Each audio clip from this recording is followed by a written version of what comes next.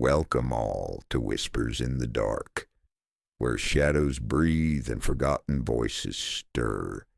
Step beyond the veil and lose yourself in a realm where reality fractures and nightmares whisper lullabies. Here we conjure true psychological thrillers, haunted tales, and horror stories that burrow deep beneath your skin and nestle in the quiet corners of your mind. Each story crackles like old film reels, unspooling secrets too heavy for daylight. Whether it's the slow unraveling of a fractured psyche or the cold caress of something unseen lurking just behind you, we promise narratives that will haunt you long after the final word is spoken. So get ready, dim the lights, slip on your headphones and listen closely for the whispers in the dark, and subscribe if you dare to return. It was Halloween night when everything started unraveling, and I've replayed every second of it so many times it's burned into my mind like a scar. The air was sharp with cold, and the smell of leaves and distant bonfires clung to the back of my throat. Me, Caleb, and Jordan had been trick-or-treating in the nicer part of town, where the houses had full-size candy bars and fog machines that made the yards look like something from a horror movie. We were all 15, just old enough to start feeling like this might be our last year doing this, so we pushed it, staying out longer, venturing farther, like we were trying to drag childhood behind us a little farther before it snapped completely. At some point, Caleb suggested cutting through the woods to get to the last neighborhood faster. Those woods weren't marked on any map and didn't show up on Google Earth, just a thick patch of trees between the subdivisions, so we'd never really gone through them before. But we weren't little kids anymore, right? We were old enough to be brave and dumb. So we laughed and dared each other and stepped off the curb into the dark tree line, our plastic bags rustling with sugar and our footsteps crunching the dead leaves into dust. At first, it was kind of fun.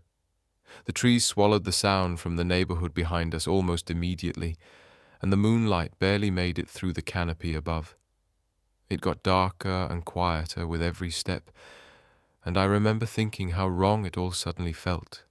Not in a spooky Halloween way, but like the woods were swallowing something that belonged to us. Like we'd passed through an invisible barrier, and now the air didn't feel like October air anymore. It was thick and damp, almost humid, like breathing inside a closed closet after someone's been crying in it. Caleb started making dumb noises to keep it light, screaming, "Ooh!" and pretending to be a ghost, but his voice didn't carry right. It echoed back strangely, like there were other versions of him hiding deeper in the woods, copying his voice half a beat too late. Jordan told him to shut up, and we laughed nervously, but none of us were really laughing anymore. That's when we heard the first sound that wasn't ours. It was faint, like a branch snapping, but not underfoot. More like something being peeled away from bark, a sickly tearing noise, and it stopped us cold. Caleb whispered, "Did you hear that?" And Jordan hissed, "Shut up, shut up," like he thought maybe if we were quiet enough it would stop. But it didn't. The noise came again, this time closer, like something dragging its fingers along tree trunks, like claws. It wasn't an animal, not even a raccoon or a deer could make that sound, and there was this smell that came next, like rusted metal and wet soil and something else, something sharp and almost sweet, like rotting fruit. I felt it deep in my sinuses, like it was creeping inside my head. Jordan grabbed my arm and pointed, "Look!" I wish I hadn't looked. I wish I'd just kept walking. Kept going until we were out of those woods, because standing maybe 20 feet away just past the tree line was a shape. It was tall, too tall, its limbs too long for its body, and it wasn't standing right. It was twisted slightly, like it hadn't figured out how humans were supposed to move yet. I thought it might be wearing a costume at first, some kind of freaky Halloween prank, but then it moved, and nothing human moves like that. It jerked forward, not walking, but convulsing, twitching, like it was being yanked by strings from inside its bones. And the second it moved, every cell in my body screamed to run. So we did. We didn't even speak. We just turned and tore through those woods, the trees whipping our faces and thorns catching our costumes and candy flying everywhere behind us. We didn't care. We ran like our lives depended on it. Because I think they did. I could hear it behind us, not footsteps, just the sound of something slicing through the air, too fast, too wrong. I didn't dare look back, but I swear I could feel it gaining on us, close enough to feel the air shift around us, and then Jordan screamed. I turned just enough to see him fall, his leg twisted under him, his face pale with pain. Caleb stopped, and I screamed at him not to, but he ran back. He actually ran back. And I just stood there, heart hammering, paralyzed, watching the thing approach fast, faster than anything should move. It lunged at them, and I ran. I don't remember deciding to run. I just remember running until my lungs burned, and I collapsed on someone's lawn, crying, screaming for help. They found me, hours later, babbling incoherently, costume torn, face scratched to hell. I told them about Jordan and Caleb. They searched the woods for 3 days, dogs, helicopters, volunteer. But they didn't find anything, not even a shoe. They said maybe we got separated and the boys got lost. Maybe they ran off, maybe they were hiding. No one believes me. Every Halloween since, I sit by my window and wait. Sure, I'll see it again, that shape, the way it twisted, the way it moved. We weren't looking for anything real that Halloween night, just a little thrill, a cheap scare, something we could laugh about later. Me, Tyrell, Andre, and Mikey, 3 joints deep and looking for a place to finish the 4th when Tyrell said, "Let's go to Stone Marrow." Now, Stone Marrow Cemetery's not on any tours, not even the local haunted legends list, because people in our town don't talk about it. They avoid it like you'd avoid a neighbor's house where something bad happened and no one moved in afterward, like it's stained somehow, and if you get too close it'll rub off on you. I'd heard whispers growing up, things kids say to scare each other, about voices in the trees, graves that don't stay filled, that kind of thing. But we were high, and it was Halloween, and when you're 20 and bulletproof, you don't believe in anything that can't be shot or stabbed or explained with weed-induced paranoia. So we cut through a gap in the chain-link fence. The metal rusted and curled back like something had clawed it from the inside out, and stepped into the dark, where even the moon looked like it didn't want to shine too brightly. The first thing that hit me was the silence, not the kind you get in the suburbs at night, but a thick, almost physical stillness, like the whole place was holding its breath. The tombstones were crooked and leaning at angles like they'd tried to climb out and change their minds halfway through. Marble worn smooth like time had licked them down to bone. We sat in a little circle between 2 collapsed crypts. Tyrell lit the blunt. Andre started beatboxing low under his breath, and Mikey told a story about how some guy supposedly went missing here in the 70s, looking for his runaway sister. Something about a woman in a white dress who only appears if you say her name 3 times. I was only half listening, watching the fog roll in low across the ground, too low like it was being poured in from a machine. And I said, "Yo, why is it so cold all of a sudden?" And Tyrell chuckled, "Bro, it's a cemetery. Dead people don't like it warm." We laughed, but it sounded forced, like we were all aware that something had changed, but none of us wanted to say it out loud. Then Andre said it. He said her name. 3 times. Real slow. Lilith. Lilith. Lilith. He grinned, trying to play it off, but his eyes didn't match his mouth. And I swear to God, the second he said it, the blunt went out like someone pinched it between invisible fingers. Mikey said, "Nah, man, don't play like that. But before any of us could say anything else, we heard it. Soft, far off, but wrong. Somewhere behind the trees, a dragging sound, like something heavy being pulled across gravel, and underneath it, this wet clicking noise, like teeth chattering, but not from cold. I stood up real slow, heart hammering, and Tyrell said, "It's probably a raccoon. Chill out." But even he didn't believe that, not really. And then I saw her. At least I think I did. Just at the edge of the tree line, something pale, something moving but not walking. It was gliding, its arms too long, its head tilted too far to one side, like it hadn't been assembled right, and didn't know how bones were supposed to work. It didn't have eyes, just sockets so black they looked like they'd been burned in. Cheeks too hollow, skin like wax left out in the sun, and when it moved, the dragging got louder, closer, and I realized it wasn't dragging something, it was being dragged, something behind it pulling it forward like a puppet on a string. I couldn't move. None of us could. We were stuck like animals pretending we weren't there. And the fog got thicker, almost up to our knees now. And the thing, Lilith, if that's what it was, started whispering. Our names, one by one. Whispered like a mother calling her kids to dinner, and hearing my name come out of that thing's mouth broke something inside me. I felt my bladder let go and I didn't even care. Mikey bolted first, stumbling over a cracked gravestone and disappearing into the fog, and then Andre and Tyrell followed, but I stayed. I don't know why. I couldn't move.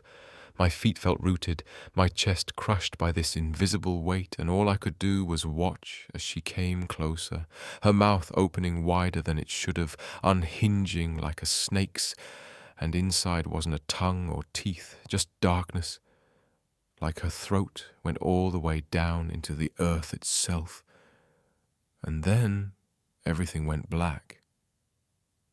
I woke up 3 hours later lying face down on a grave that didn't have a name, just the word mother carved into it, cold as hell, throat raw like I'd been screaming and didn't remember it.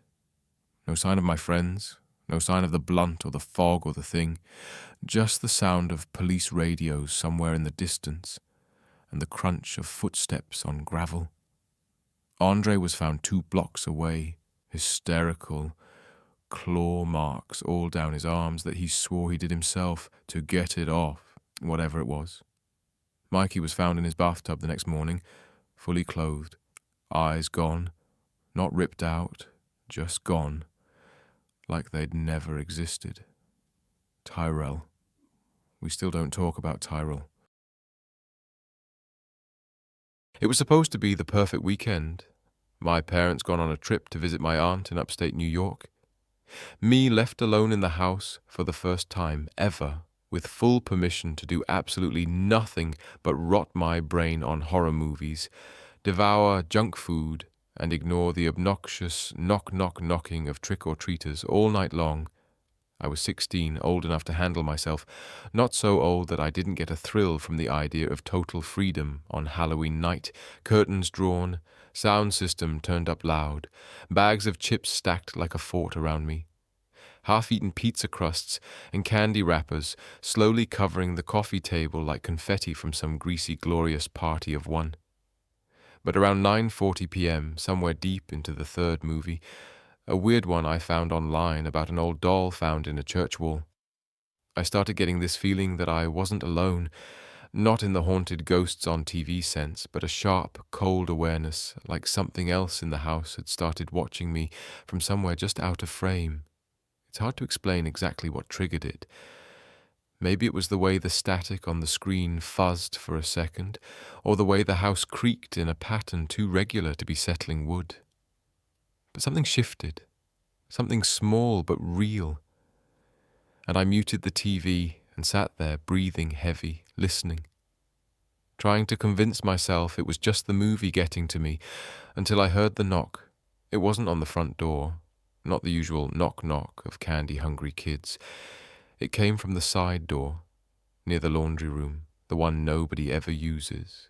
3 hard knocks, slow, too slow to be playful, and my stomach dropped, because nobody would go around to that door unless they lived here or knew the layout of the house well enough to approach it deliberately. I stayed still, remote in my hand, silence ringing in my ears, hoping maybe it was nothing, maybe some idiot kid trying to scare me. But then it came again. 3 slow knocks, more insistent this time, closer somehow, deeper, like the sound was coming from inside the walls, and I stood up like a puppet on strings, my legs stiff, my whole body screaming at me to turn on every light and run outside. But I didn't. I crept toward the hallway, the floorboards cold under my socks, every shadow suddenly too thick, too long, and I swear I saw something move just at the edge of the hall mirror, something thin and pale darting out of view before I could focus. And when I finally made it to the side door, I stood there for almost a full minute, hands shaking above the knob, listening to nothing but my own breath and the low humming in my ears like pressure was building in my skull. Then just as I was about to reach for the lock, my phone buzzed in my pocket. A text from my mom that said, "Are you okay?" And before I could reply, another one came in. "Who's there with you?" And then a picture, a live photo from her Ring camera feed. Only it wasn't the front door. It was from the inside of the house, a photo of me standing there, frozen in the hallway, taken from behind, like someone was in the house with me right then holding her phone. I dropped the phone and turned around so fast I nearly slipped. But there was no one there. Just the open hallway stretching too long, like the house had grown somehow, deepened, its corners darker than they should have been. And that was when the lights cut out, every bulb in the house clicking off one by one in a wave, from the back rooms to the front, leaving only the dim blue glow from the muted TV screen flickering in the living room behind me. Then I heard it, the sound of breathing, wet and irregular, coming from somewhere deeper in the house. Not human, not exactly, and something started walking. Slow, dragging steps down the hall toward me, the kind of steps that don't rush, because they know they're going to catch you anyway. And I backed up into the kitchen, my fingers fumbling for a knife or anything to use, heart pounding so loud I thought it would burst out of my chest. And then the voice came, not a growl, not a scream, a whisper low and broken like a dying wind through broken glass. It said, "You shouldn't have opened the door." And I swear on everything I never opened it, never even touched the knob. But it didn't matter because it was already inside, somehow already behind me. And I turned and saw the side door wide open, cold night air pouring in.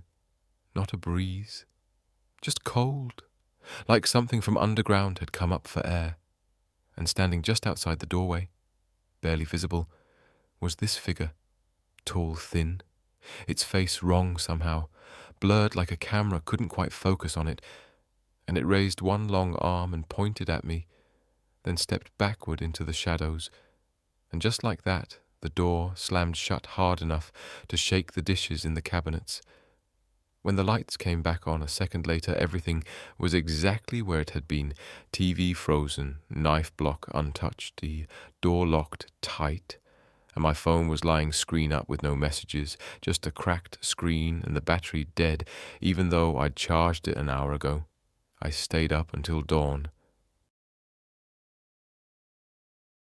I've been driving a rig for 22 years, and I've seen just about everything you can imagine out there on the road. Jackknifed semis, drunk drivers, storms that ripped the sky in half. But nothing prepared me for what I picked up on Halloween night 3 years ago, a memory that still makes my knuckles lock when I pass mile marker 237 on Route 89 southbound, where the fog rolls in heavy and low like it's trying to bury the pavement beneath it. I'd been hauling a load of insulation foam from Des Moines down to Amarillo, running behind schedule thanks to a busted alternator and a 20-minute detour around a pile-up near Wichita Falls, so I was already wired, tired, and burning black coffee by the thermos load as the clock pushed past 1 a.m. The highway was dead empty, just me, the drone of the tires, and the occasional flicker of headlights in the rear view that vanished before I could really see if they were there or not. Then I saw her, standing on the shoulder just outside the glow of my high beams. A young woman, maybe 20 tops, dark hoodie, long black hair, one thumb out, face mostly hidden by the shadows cast from the overpass behind her. I know the rules, I've read the bulletins at every truck stop in the country. Don't pick up hitchhikers, especially not alone, especially not at night. But something about her looked desperate, not dangerous, and the air had that strange stillness to it, like the world was holding its breath. So I slowed down against my better judgment, popped the air brake and leaned over to open the passenger door. "Where are you headed?" I asked, and she said nothing, just climbed up into the cab like she'd done it 100 times, sat stiff with her hands in her lap, head low, eyes fixed on the floor. "All right then," I muttered, glancing at her again as I pulled away. But she just stared down, silent, still, and I figured maybe she was running from something, a boyfriend, a father, some bad news, none of my business. I cranked the radio back on low, just enough to break the silence, but the old rock station I had on started cutting in and out, static, crawling over the vocals like a second voice, whispering in another language underneath, and I clicked it off because it made the hair on my neck stand up. About 10 miles later, I noticed the smell. Wet dirt. Something rotting beneath it like a damp forest floor after a fresh grave's been turned. And I said, "You all right?" Hoping maybe she'd say something, anything, but she just lifted her head slow and turned toward me, and I swear to God her eyes were wrong. Not red or glowing like in the movies, just empty, like someone had painted pupils onto porcelain. Too wide, too dark, too still. I felt a cold crawl up my spine, and she said, finally, soft as a breath, "This is where it happened." I blinked, uncertain if I'd heard her right, and asked, "Where what happened?" But she didn't answer, just turned to stare out the windshield, so I looked ahead too, and that's when I saw the sign, mile 237, and the fog thickening like someone was pumping it in from underground, and I couldn't see more than 10 feet ahead before my brights were swallowed whole. "You okay?" I asked again, and that's when she finally moved, slowly lifting her hands from her lap, and I saw the blood soaked into her hoodie sleeves, thick and black like oil, dripping into the fabric of my seat as if it was still fresh. I slammed on the brakes so hard the tires screamed, and the whole cab lurched sideways. But when I turned to face her, she was gone. Just gone. Not a door slam, not a whisper, just empty space where she'd been sitting, and the faint echo of static still whispering from the dead radio. I jumped out of the truck with my flashlight searching the roadside, my breath fogging in the cold October air, but there was no sign of her, just the trees and the mist and the silence that now felt almost predatory. Eventually I climbed back into the cab, locked the doors tight, grabbed my phone to call someone, anyone. But the screen was black, no signal, no power, even though it had been at 80% before I stopped. So I sat there idling, not sure what was worse, staying put or moving forward into that suffocating fog, until finally I chose the latter and drove slow, real slow, eyes glued to the shoulder in case she came back. But she never did. Not that night. And I made it to Amarillo 6 hours late. White as a sheet, had to call dispatch and tell them I was sick, which wasn't a lie, because I couldn't stop shaking. And when I went back a week later, not to drive, but just to see, I pulled off at mile 237 and walked the shoulder until I found it. a wooden cross half buried in leaves near the ditch worn by time and rain, with a name I didn't recognize and a date carved into the grain. October 31st, 2014. Exactly 5 years to the night I picked her up.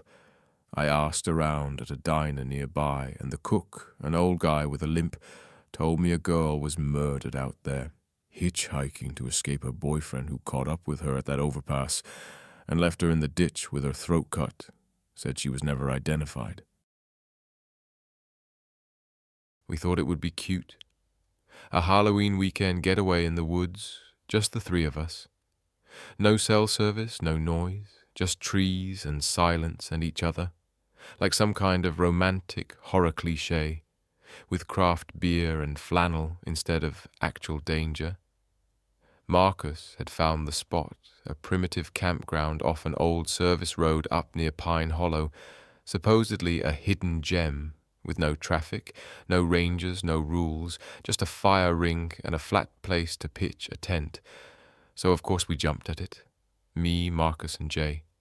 The three of us had been together almost a year by then, and wanted something different. Somewhere we could shut the world out and lean into each other without distractions. And it was perfect at first. The air was crisp, the fire warm. Marcus made his famous chili.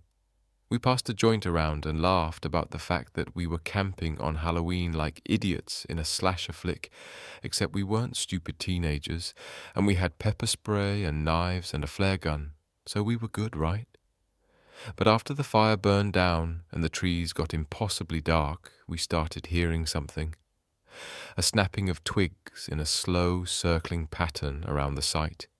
Too deliberate to be an animal, too slow to be wind, and Jay, who never scares easy, looked up mid-sip from his flask and said, "Did you hear that?" And then everything went quiet, like the forest itself had exhaled and decided to listen in. Marcus stood up with his headlamp and scanned the tree line, nothing but blackness beyond the ring of firelight. But the feeling got worse, like the darkness was getting thicker, heavier, sinking into our lungs, and we started making nervous jokes to shake it off until we noticed the rock. Small, stacked cairns that hadn't been there before. 6 of them, just beyond the tree line, neatly arranged in a perfect circle around us, each one topped with a crudely shaped figurine made of twine and moss, like something out of some Appalachian nightmare. And none of us had heard a damn thing being built. I walked out to one, half drunk and trying to be brave, and picked it up, and I swear it felt warm, wet, like it had just been made. And when I tossed it into the woods, something answered. A low grunt or a breath, or maybe just the air shifting wrong, but it was close, too close. And Marcus said, "We should go now, grab the gear and hike out, before we end up on some missing persons blog." But Jay was frozen, staring into the trees, his face pale and eyes wide, and he said, "I saw something. It looked like you, Micah, but I was standing right there. So what the hell did he mean?" And then the air changed again, pressure dropping like a storm rolling in, and the sound came back, the snapping, closer now, and the woods began to stink, like copper and wet leaves and something sour rotting deep underground. We grabbed the bare essentials, backpacks, headlamps. Marcus took the flare gun, and we bolted, leaving the tent behind, crashing through brush and dead leaves along a trail that had vanished somehow, every tree looking the same, every root reaching to trip us. And after 10 minutes, we realized the woods weren't letting us leave. The cairns started reappearing, first just one, then another, then dozens, all fresh, all steaming like they were breathing. And Jay kept looking behind us, whispering that he saw someone, saw me. But I was right in front of him, damn it. And then he just stopped dead and screamed, "That's not you!" and ran off into the dark. Marcus and I chased after him, shouting his name, our lights flickering in and out like cheap batteries. But he was gone, vanished between 2 trees like the forest swallowed him whole. We should have gone back for the car, if we could even find it, but Marcus said we had to find Jay first, and he fired the flare gun, hoping he'd see it. And for a second, the woods lit up in this surreal red glow. And that's when we saw them. Shapes tall and impossibly thin, hunched like broken scarecrows, but moving, jerking like bad animation. Dozens of them just beyond the light. And they were watching us, their heads twitching in unison, faces blank like damp burlap sacks pulled too tight. And then the light died, and they were gone, and we ran again. No direction, just away. But the woods never ended. Paths looping back, landmarks repeating, the same dead deer carcass we'd passed an hour ago now, somehow fresh again, like it had just been killed, steam rising off it and its eyes missing. By then, Marcus was wheezing, begging for us to stop, and when I turned around he was gone too. No sound, no scream, just gone. And in his place was a figure with my face but not my eyes, its smile too wide, its head tilted wrong like it didn't understand how a neck worked. And I ran because I couldn't breathe anymore, because I knew the woods weren't woods anymore.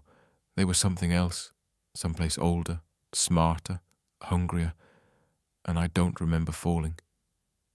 But I hit my head hard and woke up at dawn next to the road, face cut, feet raw, backpack gone. No Jay, no Marcus, just silence. When I called for help, they found no trace of the site, no fire pit, no tent, nothing. It started at 9:13 p.m. on Halloween night, while I was curled up on the couch alone with my dog and a half-eaten bowl of candy, watching Hereditary for the third time this month, because I love torturing myself when I'm already home alone. My phone buzzed from the coffee table, and I picked it up without thinking, expecting another group chat meme, or some drunk "you up" text from Eric. But it was just a number I didn't recognize, no name, just a simple text that said, "Nice costume." And I stared at it for a second, confused, because I hadn't posted anything tonight, and I wasn't wearing a costume.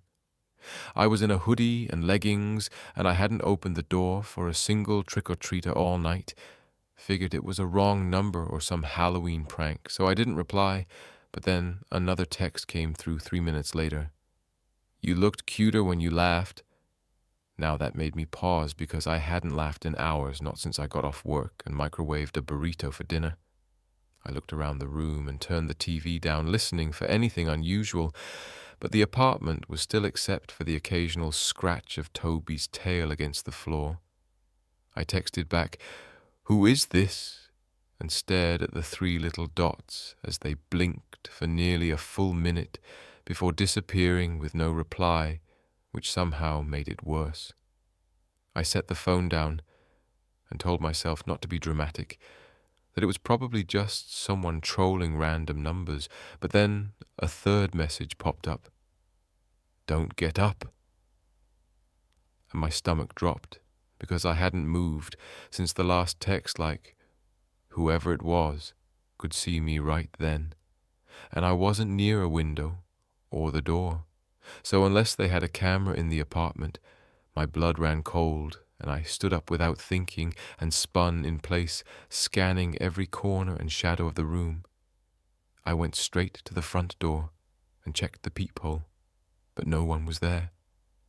And when I opened the door and looked out into the hallway, it was dead quiet, like always on my floor. Empty carpets, soft under my feet, and a distant humming from the vending machine. Down the hall, but no one. My phone buzzed again in my hand. "I told you not to get up." I slammed the door shut and locked it with shaking hands, then grabbed Toby, who was suddenly tense and staring toward the bathroom like he'd heard something I hadn't, and I swear on my life I heard the faintest creak of the cabinet door under the sink open just an inch, and then softly click closed again. Toby growled and backed up behind my legs, and I froze, unable to breathe. And I texted back, "I'm calling the police." But the reply was instant. "Do it, and I'll slit your throat before they pick up." I dropped the phone and backed away into the kitchen, grabbing the biggest knife I could find, tears already in my eyes and hands shaking so bad I could barely grip the handle. I didn't know what to do. I didn't know if this was real or some nightmare. But Toby was barking now, facing the hallway like someone was standing just out of view. I called out, "Whoever you are, I have a weapon and I will use it." But all I got back was silence, and then another buzz from the phone on the floor. A photo of me from just a few minutes ago, sitting on the couch in my hoodie, lit by the glow of the TV, taken from behind me like someone had been standing in the room. I screamed and grabbed the phone and ran into the bedroom, slamming the door and pushing the dresser in front of it, trying to call 911, but the screen just went black and dead. Even though the phone had been charged 10 minutes ago, I heard footsteps in the hallway then, a slow shuffle like someone dragging bare feet across the floor, and they stopped right outside the bedroom. And then another text came through somehow, even though the phone showed no signal, no power. "I like it better when you're scared." I grabbed my old flip phone from the junk drawer and dialed the police, praying it would work, and thank God it did. The operator answered, and I told her someone had broken in, that I thought they were in my apartment right now, and she told me to stay calm, stay hidden. Officers were on their way, but then the footsteps started again, this time moving toward the window on the third floor that no one should be able to reach. But there was a sound like someone was pressing their fingers slowly down the glass, dragging them across, and Toby was barking like mad now. Then came the knock, not on the door, but from inside the closet. I turned and stared, and the knock came again louder this time, 3 sharp raps, and I almost dropped the knife. I moved slowly toward it and whispered, "I'll stab you if you come out, I swear to God." But when I opened it, it was empty. Just coats and shoes, but on the inside of the door, written in smeared black ink, was the phrase, "I watched you sleep last night." I collapsed on the floor, sobbing, as the police finally arrived, pounding on the front door, but I couldn't get up, couldn't move. I just kept staring at that writing, because deep down I knew I had locked every door and window, and... It was just a walk around the block, nothing unusual about it except that it was Halloween night, and the air had that wet leaf chill to it, like the world was holding its breath. And even though I told myself it was just a regular Tuesday, I couldn't shake the way every shadow looked deeper than it should, and every porch decoration felt a little too still, like they were waiting for me to turn my back. And I'd almost decided to skip it, but Max, my golden retriever, was already pawing at the leash, whining in that way that says he won't take no for an answer. So I bundled up, grabbed my flashlight, and headed out into the night, figuring 30 minutes tops, and we'd be back watching dumb horror movies while the neighborhood kids rang someone else's doorbell. The streets were mostly empty. The few trick-or-treaters we passed were already heading home, their costumes crinkling in the breeze and candy bags swinging light. So Max and I took the long way down by the little wooded trail behind the elementary school, where the leaves carpeted the ground and the air got quieter and stiller and wronger with every step, like the trees were leaning in to listen. And I kept telling myself it was just Halloween nerves. Nothing more, just the usual tricks of the brain when it wants something to be scary.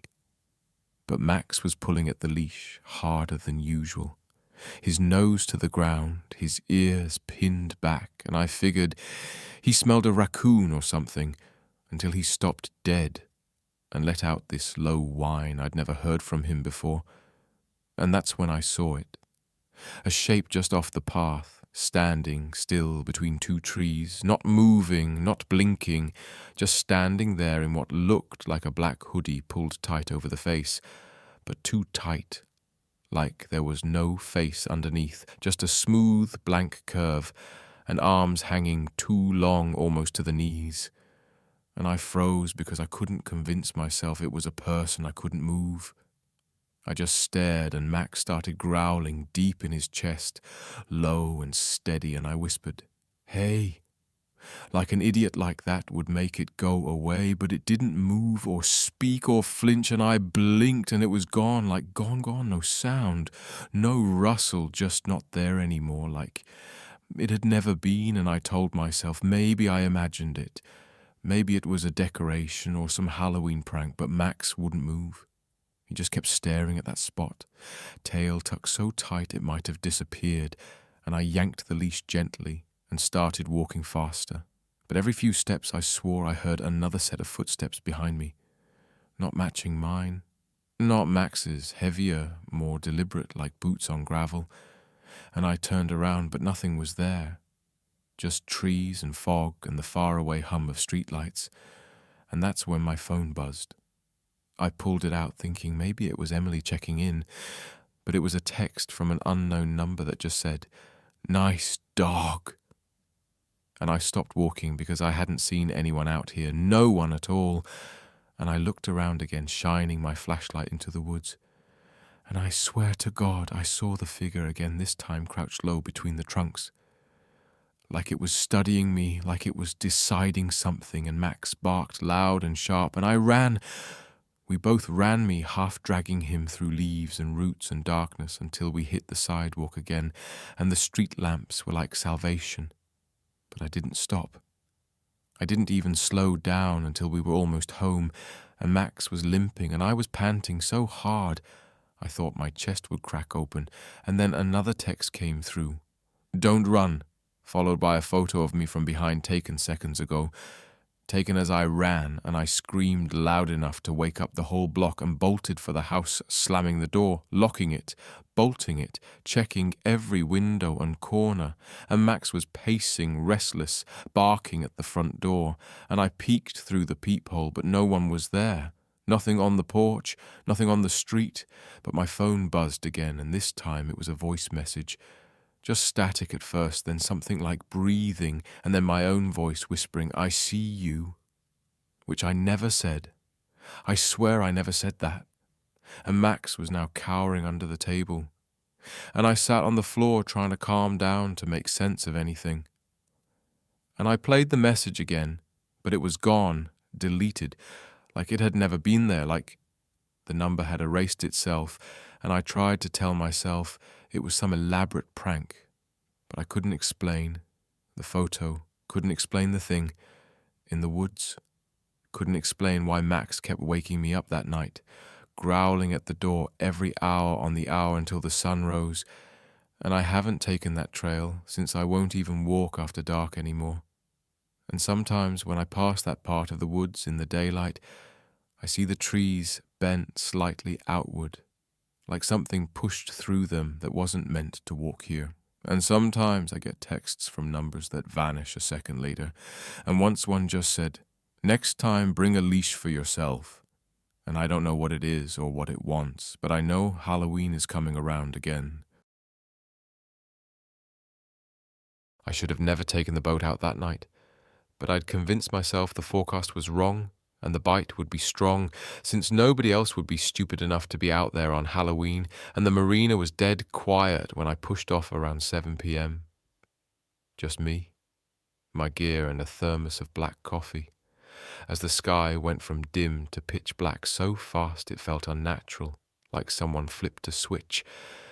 And even though I'd fished that stretch of ocean more times than I could count, something about that night felt off from the start. Maybe it was the air too still or the water too flat, like it was pretending to be calm, or maybe it was the silence, not a gull, not a wave, just a thick, unnatural hush that pressed against my ears like cotton, and the engine chugged slower than usual, even though it was fully fueled and tuned, and my GPS kept glitching, the coordinates blinking in and out like it didn't want to tell me where I was. And I should have turned back right then, but the stupid part of me, the stubborn part, just kept going further out past the buoy markers, past the shelf into waters I usually left alone, because something about them always made my skin crawl, and When I dropped anchor and cast my first line, it was like the sea swallowed the splash whole, no ripple, no sound, and the light from my deck lamp barely pierced 5 feet into the dark, and I stood there listening to the gentle creak of the boat, trying to drink my coffee with a steady hand when I heard it. This sound like whispering from the water, not above it, but inside it, like something far down was talking through the waves in a voice full of bubbles and clicks, and though I told myself it was just the tide playing tricks, I reeled in and cast again. And this time the line jerked so hard it nearly snapped, and my rod bent double, and I shouted without thinking, trying to brace myself because it wasn't the tug of a fish. It was like something grabbed the end of the line and pulled back, hard and steady and slow. And when I finally managed to reel whatever it was up, I saw nothing. Just a clean hook, like it had been licked bare. And then came the smell, not fishy, not salty, not natural. It was sweet and putrid like rotting fruit and perfume. And it hit me so hard I gagged and dropped the rod, and that's when I heard the thump below deck, like someone had stepped on the hull from the inside, and I froze. Because I was alone. I was sure I was alone. I checked that cabin 3 times before launch, and now there was movement down there, slow dragging steps, like wet feet slapping the floor, and I grabbed my flashlight and crept toward the hatch, heart-pounding hands slick with sweat, and the moment I opened it, the smell hit again stronger this time, with an edge of copper and something else, something old, and the light flickered as I stepped down into the cabin, and everything was wrong. The walls were slick with moisture, but it hadn't rained, and my charts were shredded, like something had clawed through them, and my radio was buzzing low and steady with that same whispering I'd heard from the water, and just as I reached for it, I heard a voice behind me say, "This isn't your place," low and breathless, and right at my ear, and I spun around swinging the flashlight, but no one was there. Just the faint sound of dripping and something scuttling back into the shadows, and I climbed back up and tried to start the engine, but it wouldn't even sputter, and my GPS was now just a black screen with a faint outline of a spiral, turning slowly inward like a whirlpool drawing me in. And I was about to grab the emergency beacon when I noticed the ocean itself was glowing faintly around me, not bioluminescent, not natural. This was wrong light, like green veins pulsing just beneath the surface, and something massive was moving down there. I could see its shadow stretching in every direction, longer than the boat, slower than death, and then the water around the hull started to ripple, not from waves but from breathing, slow inhalations that rocked the boat gently side to side, and I realized I wasn't floating anymore. I was being held. Something underneath me was cradling the boat, and I dropped to my knees and prayed to every god I could remember, and the whispering got louder, rising into a chant that wasn't in any language I knew, but it knew me.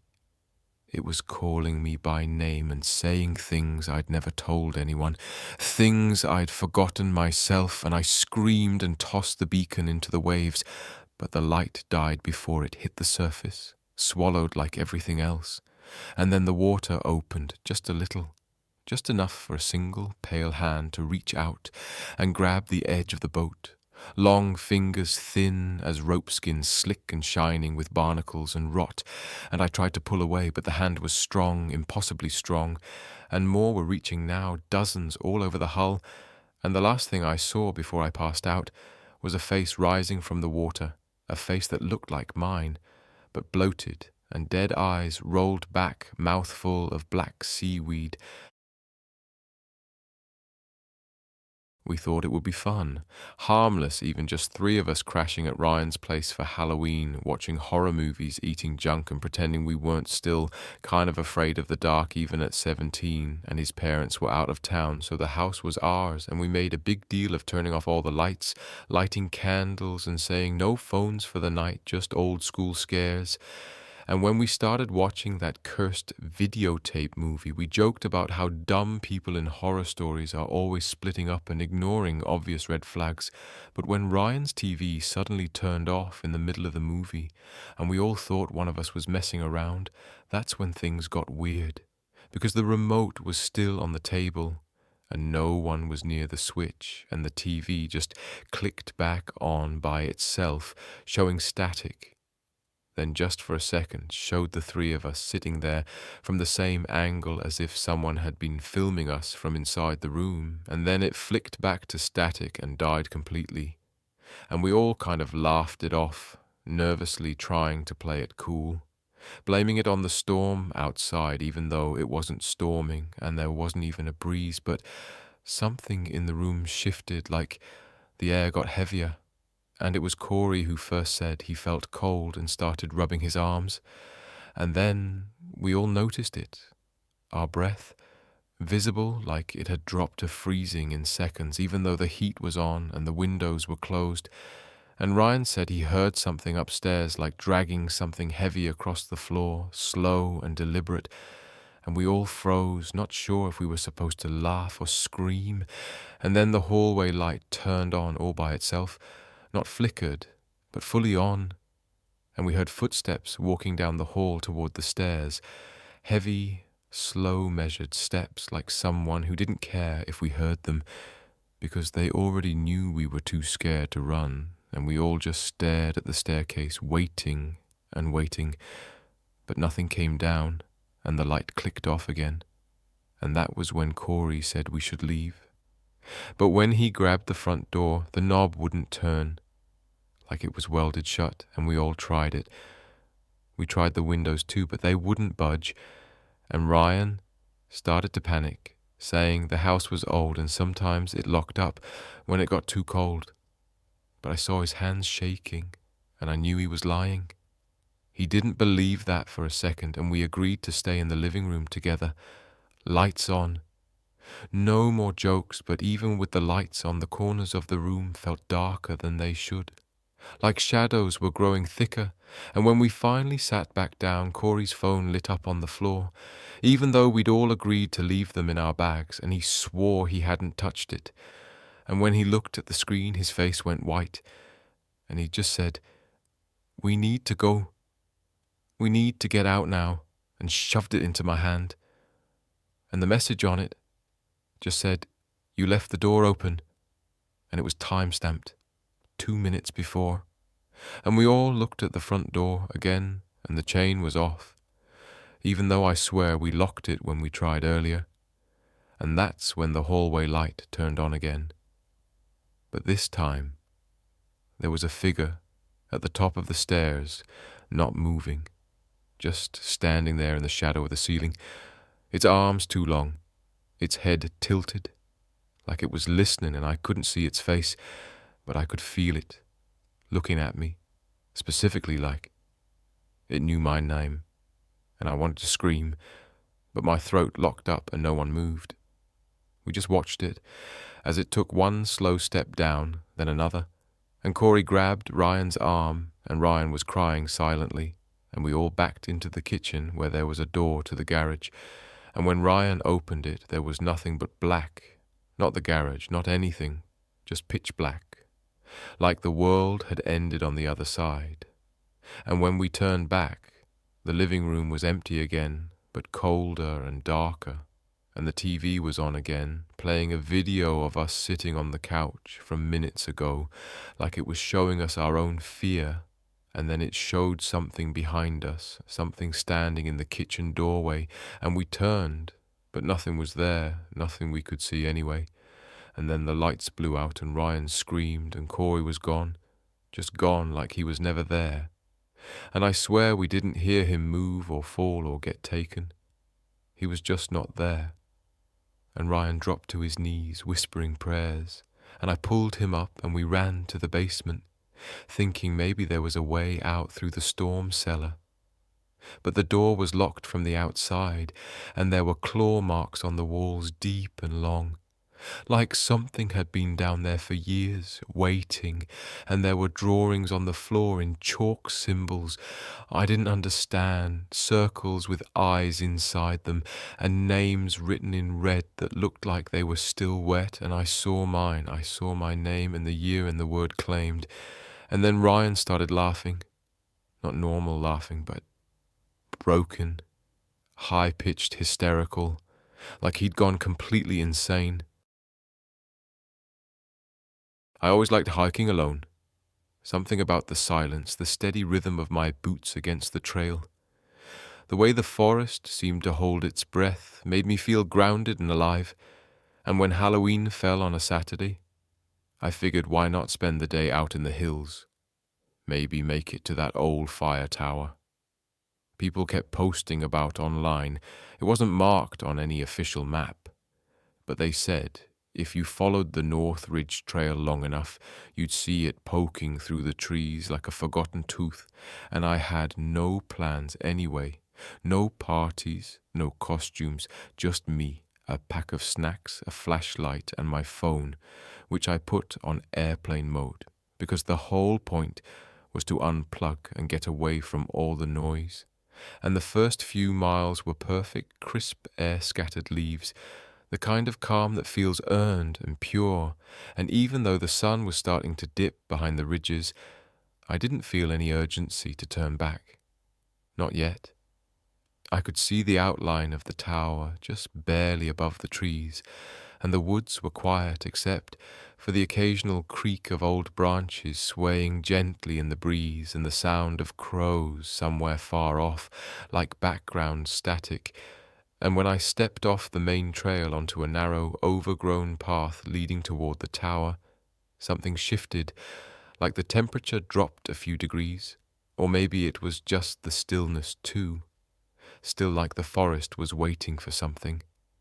And the path twisted tighter around the trees, scraping my arms and catching my boots, and I kept expecting to see other hikers, since the tower was supposedly a favorite among the off-grid crowd. But there was no one, no echo of footsteps, no candy wrappers or cigarette butts, just untouched leaves and a scent in the air, like burnt pine and old water. And when I finally saw the tower, it was worse than the pictures. It wasn't just abandoned, it was rotting. The stairs half collapsed, the metal rusted through, like it had been left to decay for decades, not years. And yet at the base of it, I saw something that made my stomach knot, a plastic bag from a convenience store, one that looked new, and inside it a half-eaten sandwich, a bottle of water still cool to the touch, and a receipt time-stamped, just an hour earlier. Someone else had been here.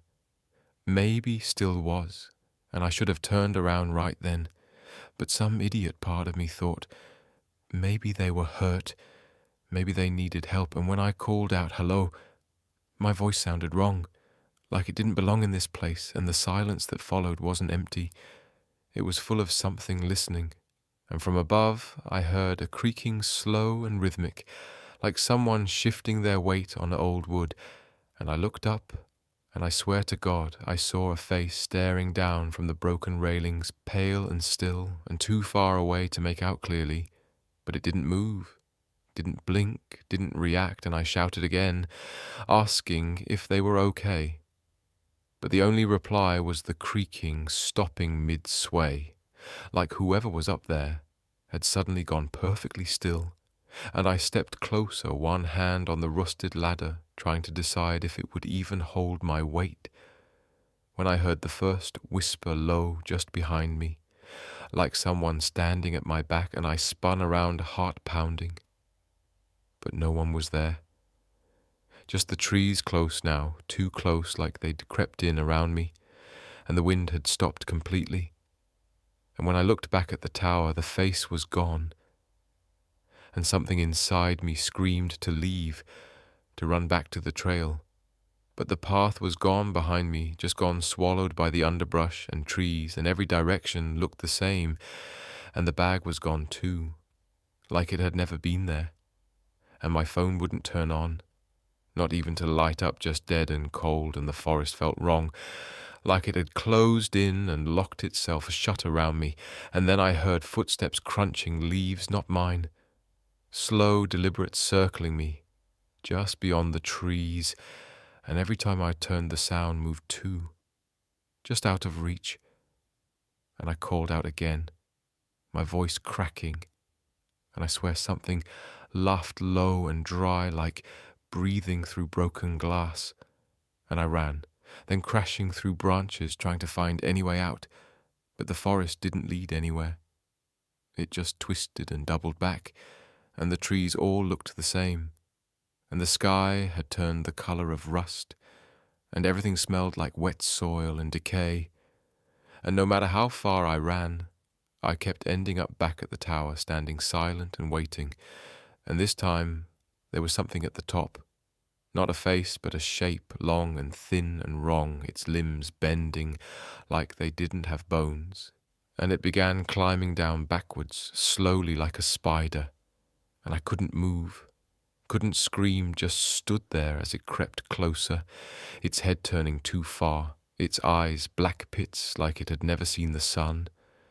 And it whispered again, this time inside my head, welcome home, and everything went black. And when I woke up, it was morning, and I was lying at the base of the tower alone.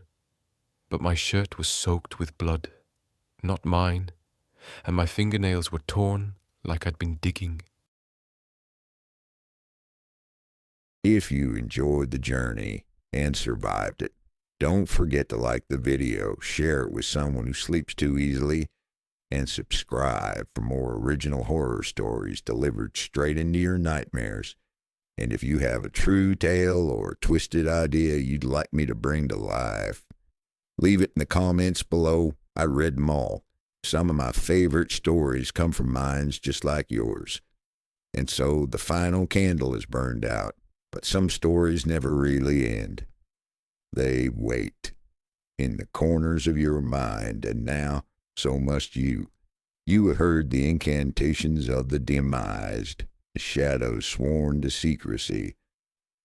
But what slipped through, what followed you back into the light, if these stories stirred something inside you, if they made you hesitate before turning off the lights, then don't forget to like, share, and subscribe, because next time, we're going deeper. So rest while you can, because next time the story just might be about you.